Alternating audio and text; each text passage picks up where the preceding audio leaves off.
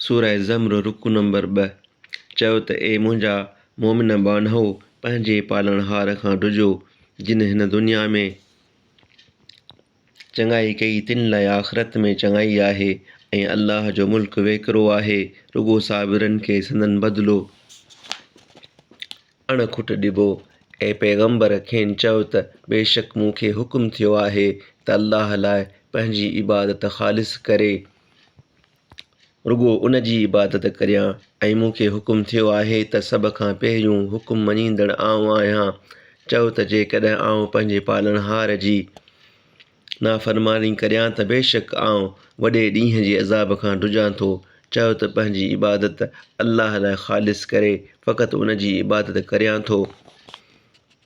पोइ अल्लाह खां सवाइ जंहिंखे अमीं घुरो तंहिंखे पूॼो।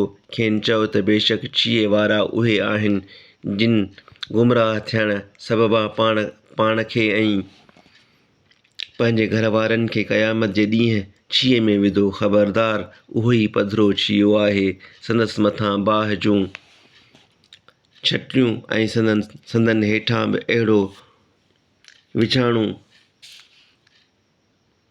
हूंदो। इहो अज़ाब आहे जंहिंखां अल्लाह पंहिंजनि बाननि खे ॾोॼारे थो। तंहिं करे ए मुंहिंजा बानहो मूंखां ॾुजो ऐं जिन माण्हुनि बुतनि जी पूॼा करण खां पासो कयो ऐं अल्लाह ॾांहुं वरिया तिन लाइ ख़ुशख़बरी आहे। पोइ ए पैगंबर मुंहिंजनि उन्हनि बाननि खे ख़ुशख़बरी ॾे जेकी ॻाल्हि ॿुधंदा आहिनि पोइ उन मां तमामु चङीअ ते हलंदा आहिनि।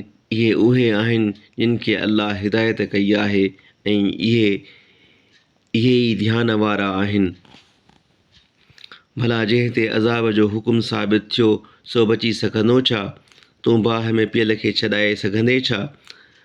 पर जेके पंहिंजे पालणहार खां ढुना तिन लाइ माड़ियूं आहिनि उन्हनि जे मथां ॿियूं माड़ियूं अॾिबियूं आहिनि उन्हनि जे हेठां वाहियूं वहंदियूं आहिनि।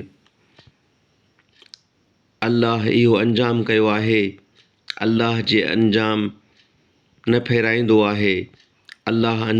फेराईंदो आहे। न ॾिठो अथई छा त अल्लाह आसमाननि खां पाणी वसायो पोइ उन खे ज़मीन जे चश्मनि में वहायाईं वरी उन सां भांति भांति रंग जी पोख ॼमाईंदो आहे वरी सुकी वेंदी आहे पोइ उन खे ज़र्द थियल ॾिसंदो आहीं वरी उन खे ज़रा ज़रा कंदो आहे। बेशक उन में ध्यान वारनि लाइ नसीहत आहे।